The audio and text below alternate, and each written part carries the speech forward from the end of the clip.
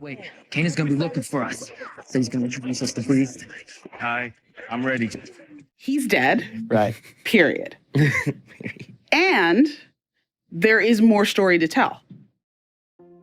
Now, after some good news and bad news over this past week or two, we finally got some unexpected great news. It has been confirmed that Raising Kanan has been renewed for Season 5. And that's huge news considering the circumstances around Power Book 2 Ghost being cancelled after Season 4. But we are going to get into all of that in a bit more detail.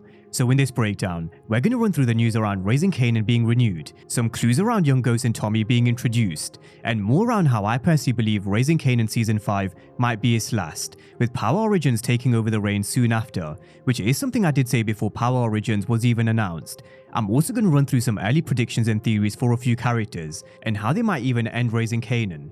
But with that being said, this is what Catherine Busby had to say on Raising Kanan being renewed, and there are a few clues in this, hence the title of this video, which we are going to get to in a bit more detail later on in this breakdown.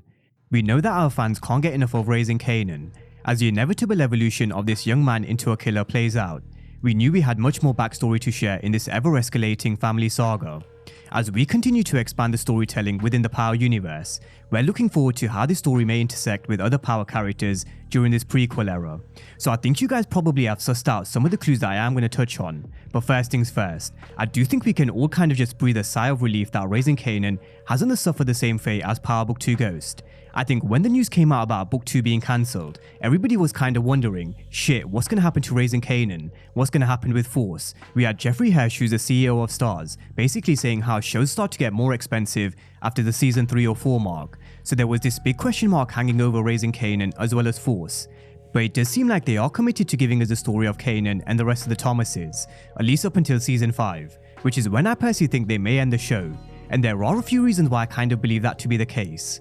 You know, if we take a look at a couple of great shows as an example, such as Breaking Bad and The Wire to name a couple, these are shows that went 5 seasons. Of course, if the writers and the network wanted to extend it beyond, I'm sure HBO would have said, yeah, here's another couple of seasons of The Wire. Or AMC is saying here's 1 or 2 more seasons of Walter White and Jesse Pinkman because of its early success. But sometimes you have to know when to kind of draw the line, because then you can sometimes end up ruining the show's early success by just dragging out the storyline, which then kind of ends up making it stale and repetitive, which is where I think kind of The Walking Dead went wrong.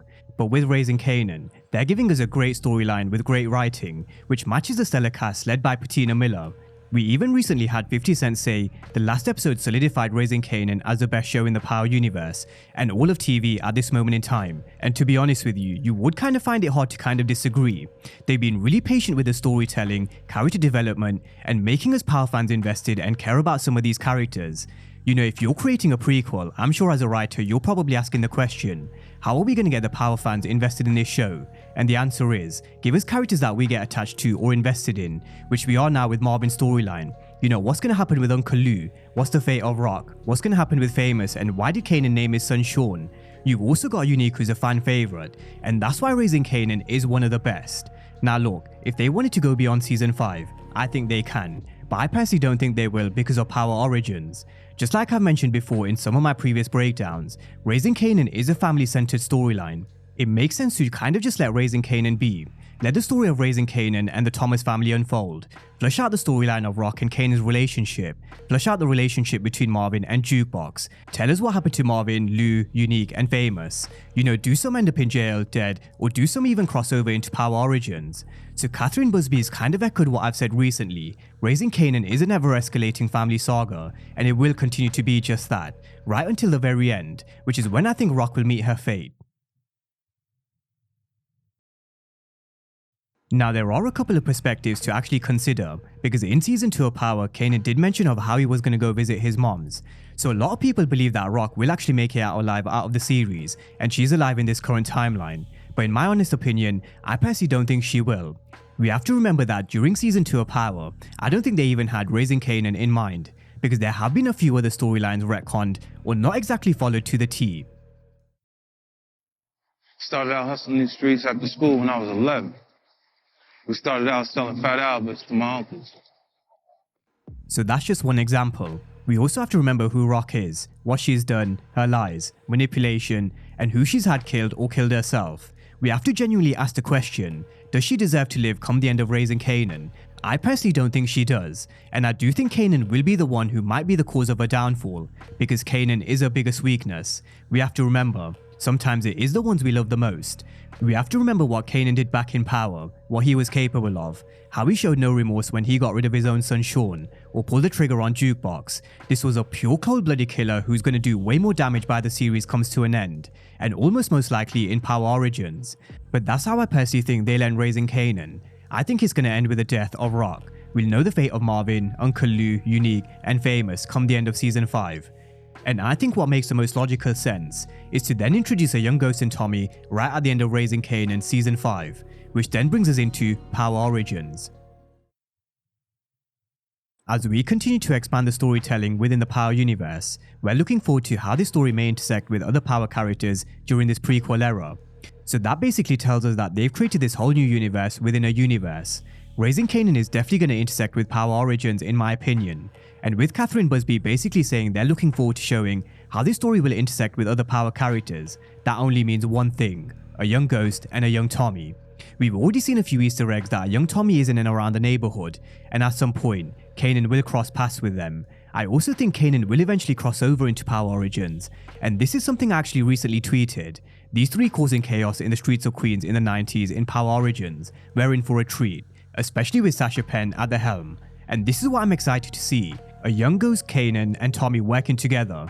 This brotherhood that we saw just in glimpses in Power, but not so much because there was always a hidden agenda with Kanan. But in Power Origins, we're going to see them building this brotherhood and love for each other. We're also going to see them causing chaos in the streets, fight, manipulate, and there's going to be a hell of a lot of storylines they can kind of tap into. You ever tell you about the time these two boys jumped him? We lived in a black neighborhood. Called them all kinds of names for being white. James found those boys. Gave them what they had coming to them. Now, I'm sure the writers have been watching Power on repeat, and they probably picked up on some of the clues that us fans have.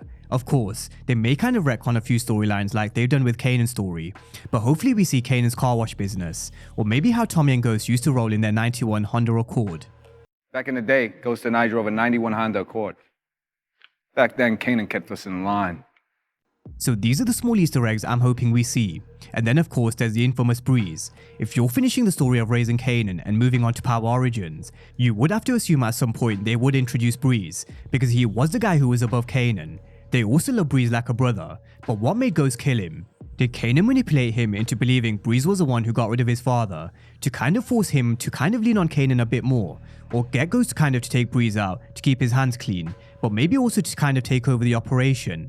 You know, there's going to be all sorts of manipulation, lies, and hidden chess moves to make us think, oh shit, that actually makes sense back in Power.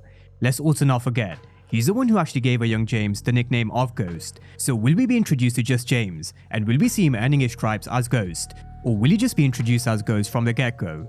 These are all the questions I'm sure they'll have all the answers for, especially with Sasha Penn continuing the story with Power Origins. For continuity, I do think it's a huge bonus Sasha Penn is leading Power Origins, because he knows the universe, he knows Raising Kanan, he knows the story, and he knows how to really give us a great patient storyline, as well as making us invested, so that is a huge bonus. But that's a breakdown of the latest news of Raising Kanan being renewed for Season 5, along with some thoughts and theories around what I think would be the perfect introduction to Power Origins. So as usual, the floor is now yours. Drop all your thoughts down below in the comment section and let me know what you think of the renewal. Will Raising Kanan end at Season 5? And how do you think they'll end each character arc going into Power Origins? Drop all your thoughts and comments down below in the comment section, and as always, thank you guys for watching, and I'll see you next time.